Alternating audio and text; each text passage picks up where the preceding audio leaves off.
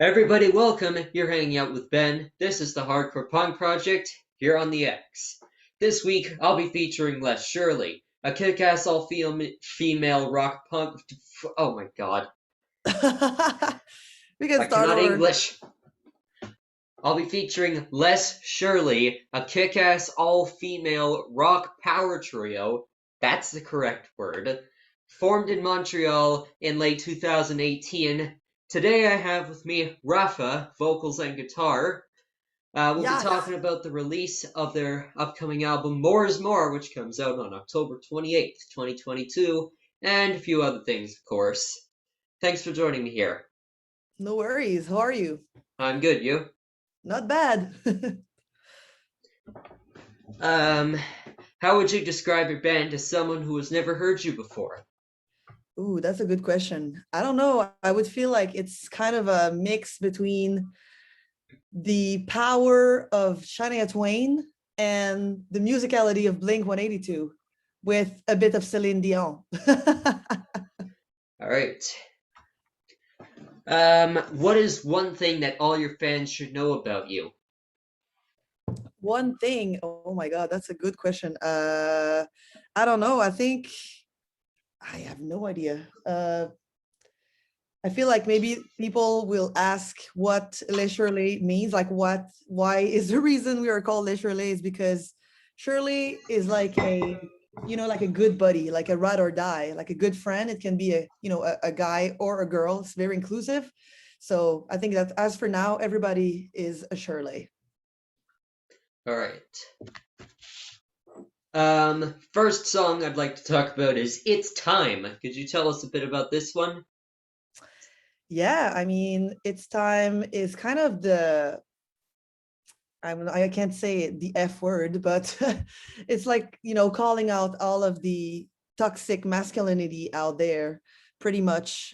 It's kind of the anthem for like feminism on the album. All right.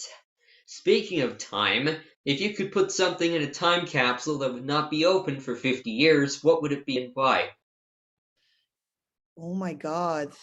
Like, is it regarding the band or anything? Anything. Anything. I would probably put like a Celine Dion album so that people will remember her forever. We're big fans of her, right? All right. Something you hope to accomplish in the next year? I think going back to Europe to do another tour leg would be really fun. And also maybe hitting a tour on the rest of Canada as well would be really nice. Maybe, touring, supporting a big act. I just heard that Blink 182 just released, Tom DeLonge joined the band back and they're going on tour, like a worldwide tour. So I'm putting this into the universe. All right. Um, the most memorable venue you have ever played at? The most memorable venue, huh? I mean, we played some really different type of venues, like big ass venues and smaller ones. I think that either ones are interesting in their own ways, but I feel like we played in Liège, Belgium. It was like on a, what a Finnish is? It's like a big boat, like a very long boat. And the stage was like downstairs inside of the boat. It was really special because you were like water level on each side and people just went wild. So it was pretty crazy. Interesting.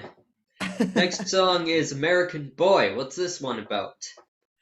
This one is about the only time in my life where I may have been in love with a boy. And it was very confusing for me. It was like kind of yeah, very confusing times. Like I was not sure if I would allow myself to do that, fall in love with him, and then just, mixed feelings and how it felt. Yeah, pretty much. It was an American Boy, so that's why it's called American Boy. All right. You're at NASA in the control room and you see a red flashing button. No one is looking at you. The number above the button is the number of the beast, 666. Do you push the button or not? Hell yes. Why not? All right. What is two things on your bucket list?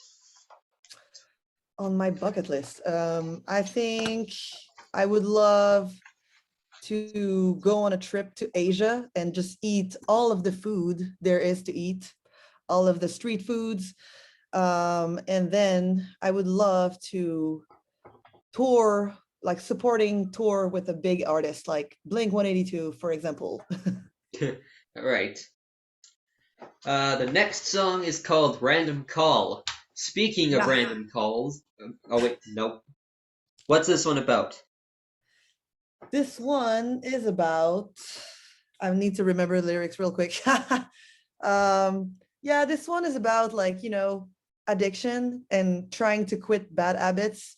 You know how in Quebec or in Canada, the winter is kind of this very, introvert, like time to like do some introspection, and it's very like a slow paced time. And then when summer arrives, everybody's kind of like going crazy, and especially in Montreal. And I feel like, yeah, summer is kind of associated with me, for me, with like addiction and partying and stuff. And it's kind of like the melancholy of like, going towards the winter again and quitting this amazing, joyful time of summertime and all that is implied with it, basically. All right. Now, speaking of random calls, do you think music could be a universal language? Totally. I mean, music itself is definitely a universal language. Like without the lyrics, I mean, I feel like everybody can understand like an ambiance and a mood, or like just a feeling that some song or some particular chords can put you in. So definitely universal language. Okay, if we're contacted by an if we are contacted by an alien planet, do you think that it could be some form of music? It could be. I mean, that would be a very interesting approach, I think. It would be definitely something that we could understand. Like if it's, a very tense and stressful music, it's like, oh shit, they're gonna bomb us. But then if it's a very, joyful music and peaceful music, it's like, oh, okay, they're just here to, get to know what we're all about. All right. What song from the upcoming release would you suggest we use to try and contact another species? Oh God. That's a very interesting question. I don't know. I feel like, huh, maybe Ends on the Wheel, since it's so like, I don't know, like very shoegaze and very like euphoric and weird kind of ambience. I would go for this one. All right. Next song is Get a Grip. Get a What's grip. this one about? This one is definitely inspired by a true story that happened to me, but it's more about, when you're falling for somebody or something is happening and you're like having some feelings, or and it went super fast and you're just kind of, you're trying to get a grip, because it's like, how feelings, you cannot rationalize them. It's more about, it's more with, it has to do with the heart, and it's not something you can control. So it's more about, yeah, telling myself, get a grip, girl. hmm the move to clean energy. What are your thoughts on that? To what? To clean energy? Yeah. What do you mean? What do you think about the move to clean energy? I don't know. That's a really tricky question. I don't know. I mean, the energy in general, or just the energy in a song, or what? No, no, no, no. I meant like, are we moving fast enough to clean energy to like actually save the planet or something? Oh shit. Oh, nah, definitely not. I think Yeah, I we're way agree. behind on schedule, that's for sure. I don't know. We'll see. I mean, I feel like the next step would definitely be to reduce like car use, and but that's a long, it's because it's not affordable yet to get electric cars, and it's just, it's all about money. It's always about the money thing. When it's affordable, people will make a move, but before it's affordable, it's impossible.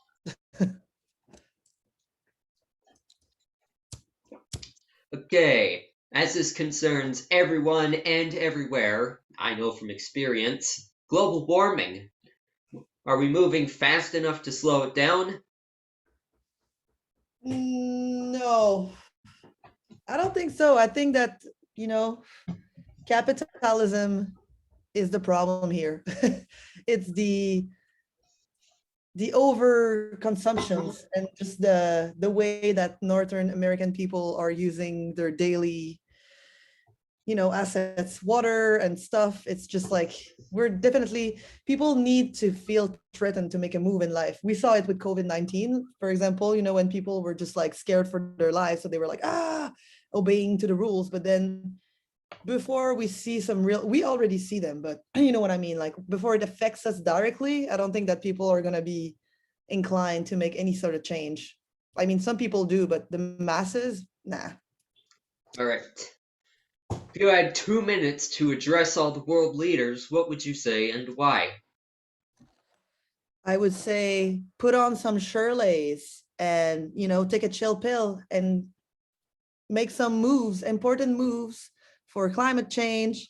And, just listen to the population and just, bring back the rock and roll. That's the real love language.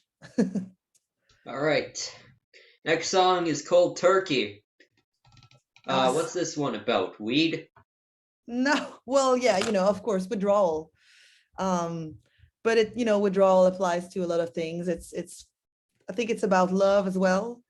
Because addiction can, you can be addicted to many things. It can be to drugs, to alcohol, to sex, to dating, to whatever, to coffee, cigarettes, name it. Everybody has, there's something, I think. And it's just trying to quit something cold turkey. It's always so hard because you feel the withdrawal. So, but in this case, I was talking about somebody trying to, like, quit something that feels good right away, but then you know that it's bad, so you have to quit it. It's kind of the duality of like, it's bad for you, but you still keep on doing it.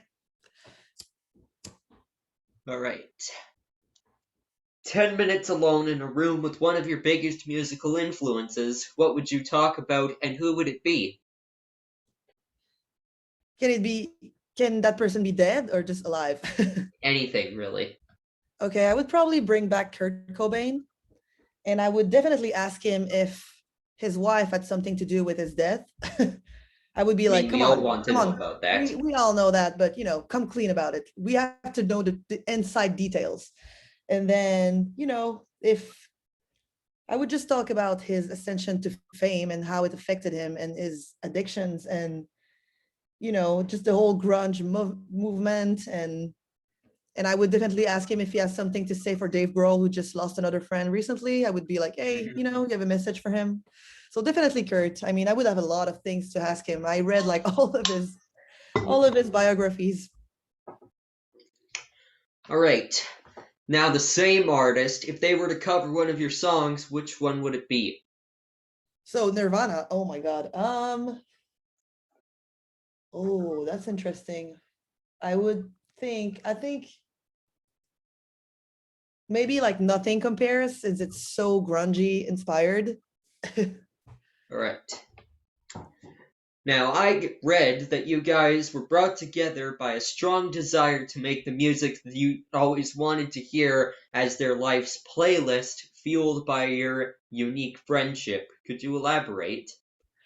Yeah, well, because we've known each other for years, and prior to this project, me and Lisanne had another band, and it was a completely different style. It was like an electronic pop project.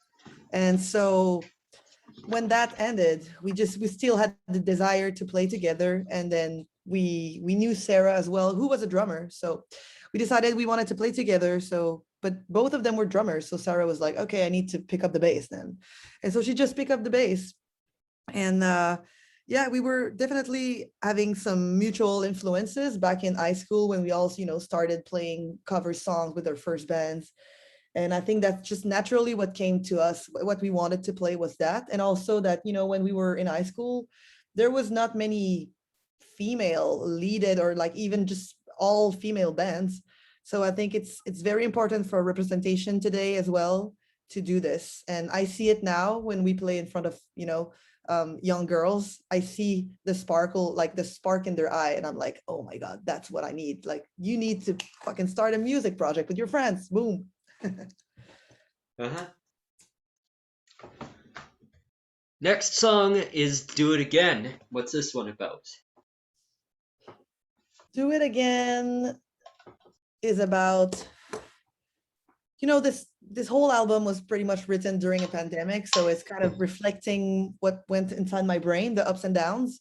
So it's a lot about addiction, because this is what I struggled with mostly. And this is as well something about addiction, when everything is telling you not to do something again, but you keep on doing it again, so it's your heart is telling you to stop, your friends, your head, but you still don't listen.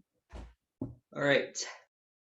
Now, it's definitely tough being a kid or a teen in Canada and wanting to go to concerts because there is not enough all ages shows, especially where I live.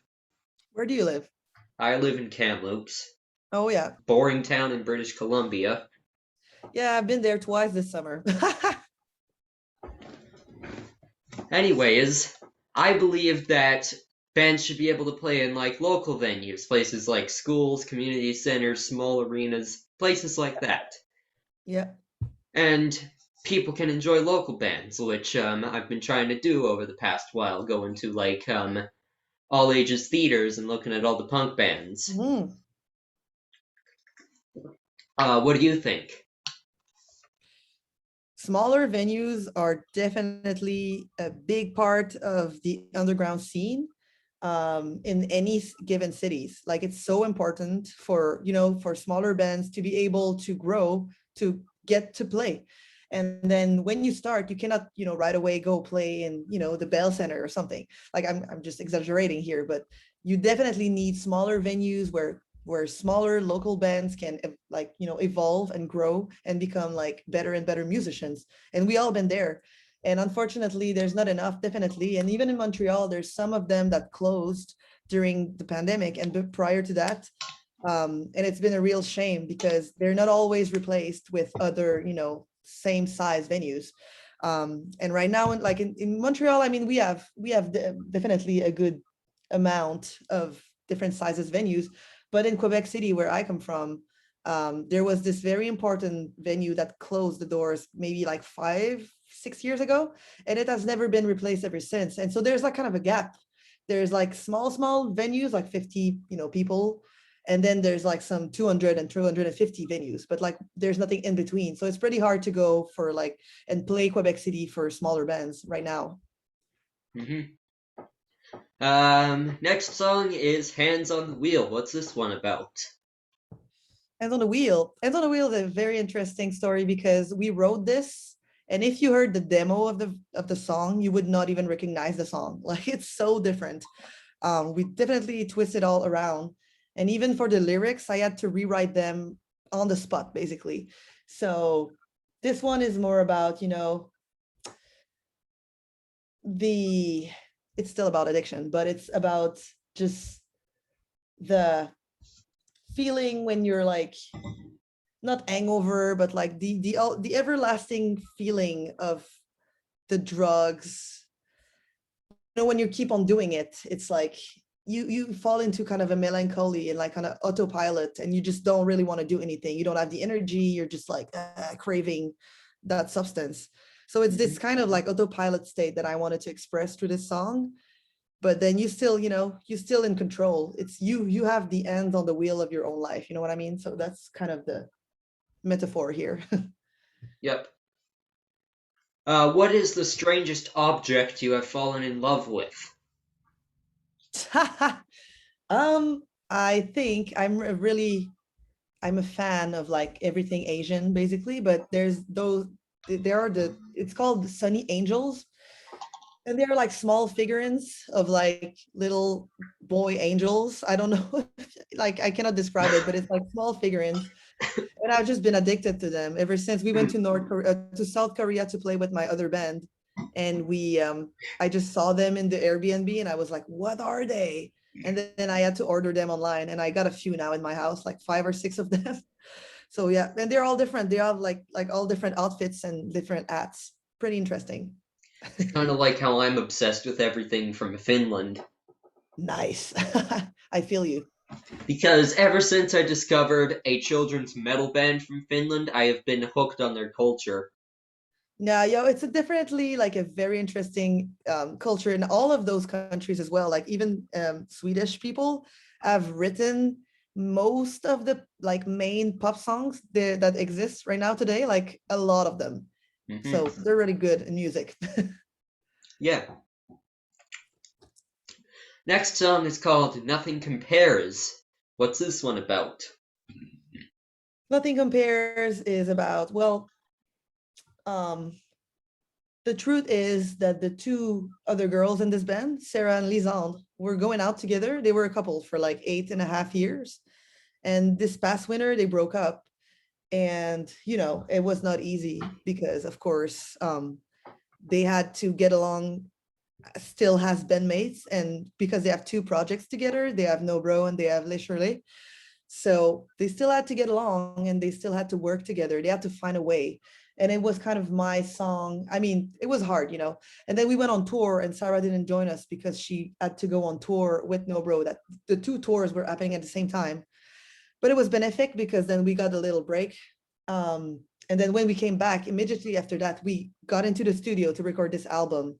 And I remember the first day we got into the studio, it was very tense and we hadn't seen each other in 3 weeks and a lot of emotions were unfolding and we just all ended up crying basically. And but we wrote this song, boom, right on the spot. It just came out of Hmm. nowhere, of this energy. And it's definitely about, when you leave somebody that you have been together for almost a decade, you feel like nothing compares to them. You always look for that kind of relationship in other relationships, basically. All right. How would you describe your band as a drink? As a drink, haha, we made a drink, and I'm gonna give you the recipe right now, and it's called the Shirley Ball.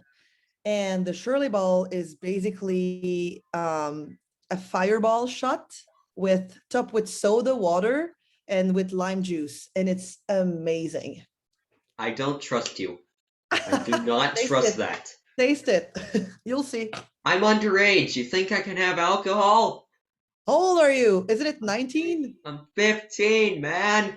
Okay, well, in 4 years, call me back and we'll talk about this. Doesn't mean I won't make it for somebody else, though. Right on. As soda water, you mean sparkling water, right? Yeah, exactly. Okay, okay. Anyways, now as a food. Oh, oh my God. I feel like tacos, any sort of tacos. All right. I know a few people in my family who like tacos. Tacos is the best thing there is. And also, Sarah is half Mexican, so. Hmm. Speaking of Mexican, the next song is Sayonara. Yeah, totally. It's very Mexican. Sayonara. Yeah, well, this song is it's just inspired by, I had a friend back in the days when I was like 18 and I was still struggling with with coming out and all of that. And this friend really, like, she was very out there and she was already out of the closet and she was super, super gay basically. And I was kind of intimidated by that, and we had a little fling together, but it really ended up badly because I was not ready, obviously, to do, to go on with my gayness. And so it really ended up badly. And she sent me, I just remember her sending me this email, and it was just written in caps lock, like, don't email me, don't text me, don't write me, don't call me again. And I was like, oh, that's very like brutal. So the chorus of this song is inspired by that. It's just like the, I don't know, it's just like a throwback to this story, basically. All right, I see. Interesting, interesting. If you were portrayed as a comic book character, would you be the hero or the villain? I would be the villain for sure. I mean, of course, everybody wants to be evil at some point in their lives. Oh yeah, I mean, it's just there's so much depth to, the villains, and I don't know, they have always such big personalities and very like interesting backstories where sometimes the good guy is like, I don't care, boring. Definitely. I haven't started my villain arc yet. You will. Yeah, soon, I bet. Okay, the next song and the last song too is No Tomorrow. Yes.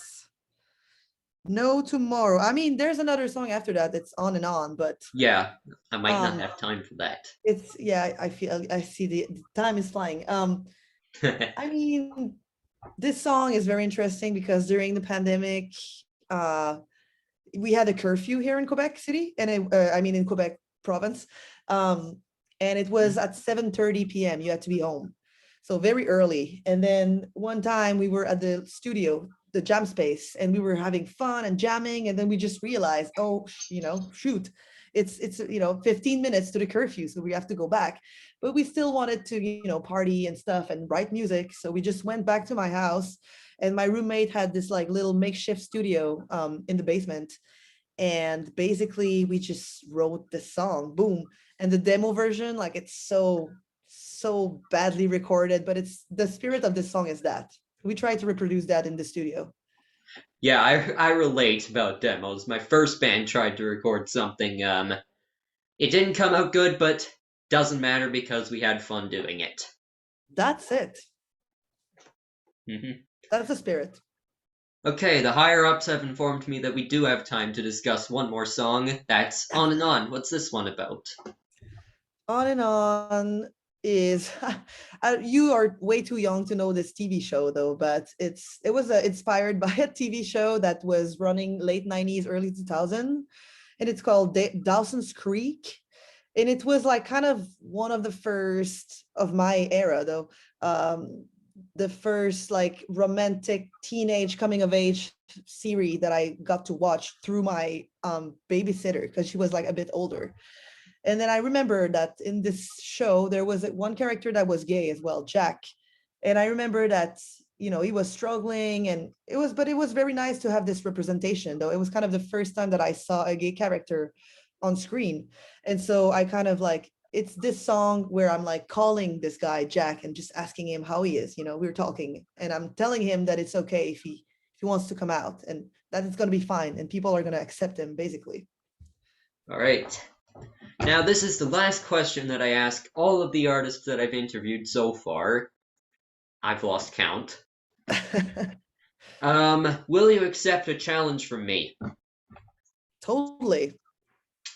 Okay, the challenge is to record yourself and upload it to YouTube, you doing a cover in your style of Night Moves by Bob Seger. I don't know this song, but I will write it down. Okay, Knight's Move. Like as a knight. Night Moves by Bob Seger.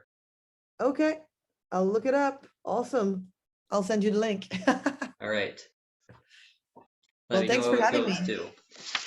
And yeah, thank you for joining me, Rapha, on the Hardcore Punk Project. Stay safe and be well. You as well, my friend. See you soon. All right, bye bye. Bye.